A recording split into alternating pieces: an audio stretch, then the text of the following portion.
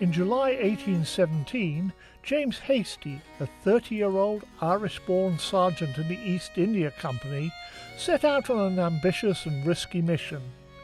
He was to travel to the court of Radama, the young and warlike ruler of the Overs, the most powerful kingdom on the island of Madagascar, to convince him to stop the export of slaves.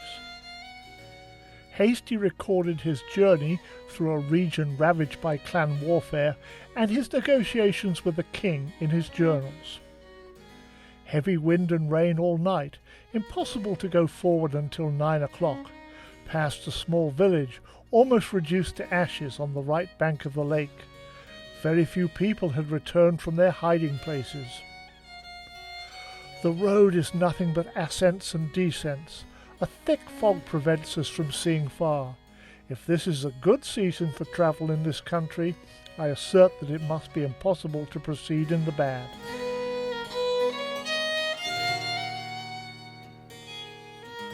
In the Over capital, Hastie lived by his wits to win the king's confidence.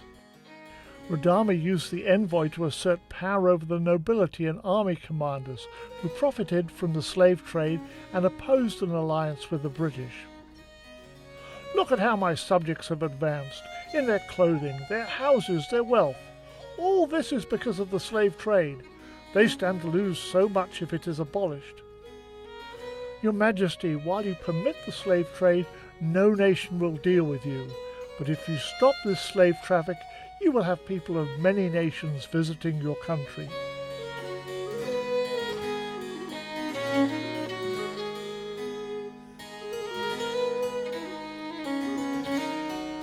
The treaty banned the export of slaves. In return, the British trained and supplied Radama's army.